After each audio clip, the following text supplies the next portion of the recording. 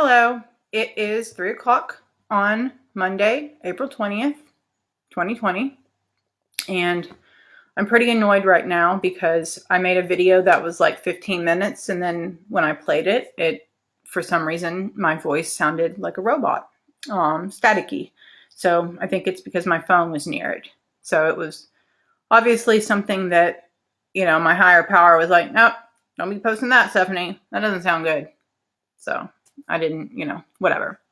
I was talking about some of the conversations I had with some people pertinent to this case who basically told me that if I make these videos, that they wouldn't even, consider working with me or whatever. And this is not anybody I've mentioned, before, like I said, but this is just kind of like an ultimatum as to and this is a lawyer that I spoke to just like because my mom got her on the phone for some reason. And, the two things that she said were, at the very end of the conversation, she was like, if you're going to argue with me, then, don't even argue with me, number one. And I wasn't arguing. I was asserting my rights. So when we want to talk about feminism, one of the things that we can talk about is the fact that women, when they assert their rights, they're seen as arguing. When they're sad and upset and trying to assert their rights, they're seen as hysterical,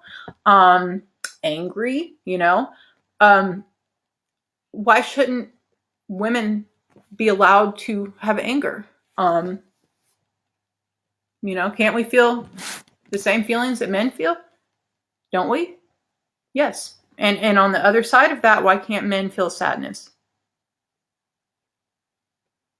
Why can't men feel defeated?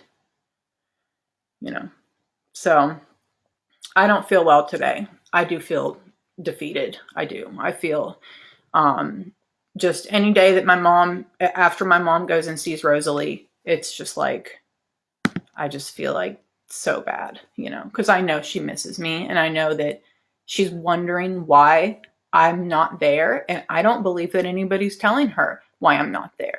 I don't believe that there's, a honest an honest truth to her as to why I'm not there. And that's hard. So anyways, there's just one part of a story yesterday that I didn't get to finish that I would like to finish now. I'm not going to get into freedom of speech, and I'm not going to get into how I do feel a lot of fear from making these videos and posting these videos, and how I do feel a sense of dread that this is going to, despite the fact that people wag their finger at me and I tell them to point it back at themselves, of course they're not going to do that.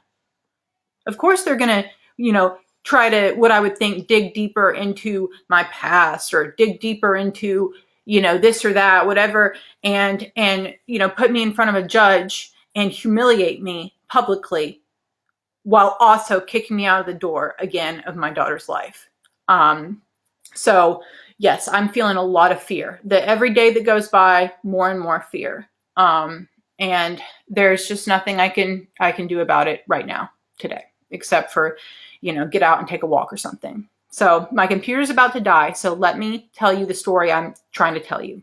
Yesterday, when I was speaking about being in Chile, from what I've seen, men treat women badly. And then I said something about women treat women badly, and I talked about the black eye that I got from Daniel, and I sent him to jail. Well, the second half of that story is that as soon as he went to jail, I started to feel this horrible sense of guilt, this sense of, that I had done something wrong, and oh, poor baby, that poor thing, he didn't deserve this. And, what did I do? What have I done? That whole night, this just hole in my stomach. The next morning, I went to go eat breakfast at a place that we had gone to often called Paola. They have like sandwiches. And I remember the waiter who had seen me there many times, I remember he said, pobrecita, which means that poor little girl, and he was right. He was right. That was not an insult to me. And he'd seen me there with Daniel many times. Then I walked about 10, 15 blocks and got to the courthouse where there was where the judge was whatever, letting people out, and she waited until the very last one to let Daniel out, right? He was the last person who got let out of jail. And I walk up there and I've got a black eye, a big one, an obvious one. And I will never, ever forget this. This woman looked at me, this woman judge from her little high seat up there, she looked down at me and she said, "You better watch what you report because look what he had to go through." That's what she said. I couldn't believe it. I was flabbergasted, to use, one of those good American, English words. I was absolutely shocked.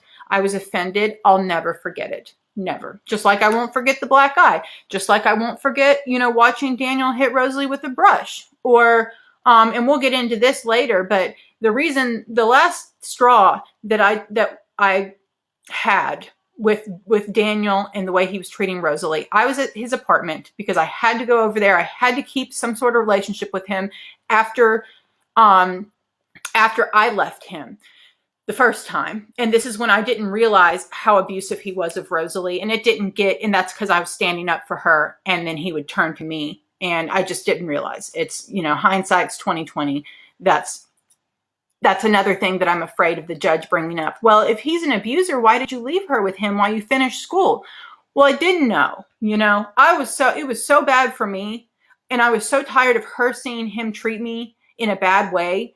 And the fact that he also abused her, like, for example, in the other room where like, I didn't really know what was going on. So, and, so I just thought she was crying. And when she would cry though, he'd say, "Stop crying," "No, you go to your room until you stop crying." So this day, and this is going to be the last thing I say before I get outside and do something to make myself feel a little bit better. But this day, they were in the bathroom, and all of a sudden, I heard him say to her, "If you don't wipe your shit right, then I'm the one who has to clean it off your underwear." And then she walked into that living room looking like a dog with its tail between its legs, sad, embarrassed, ashamed, defeated. And I told her right then, "We're leaving and I'm taking you." And the next day, June 27th, I believe, I started calling the domestic violence hotline. I started calling shelters. And that's when I found out that a lot of these resources that they have online that say, "Oh, we help domestic violence victims," it's not that straightforward, unfortunately. It's harder. And if my mom and dad hadn't helped me, I don't know how I would have gotten out because I was in debt with school. I just I would have maybe found a way, but it definitely wouldn't have been as plausible as it has been now. So anyways, I just wanted to rant about those things. I'm a little bit upset, like I said, that my last video didn't work, but it is what it is. And here's another one. So to all of my followers, I love you. To all of the people, I respect you. I'm disappointed in the way that people treat women, and I will continue to say it. So, God bless.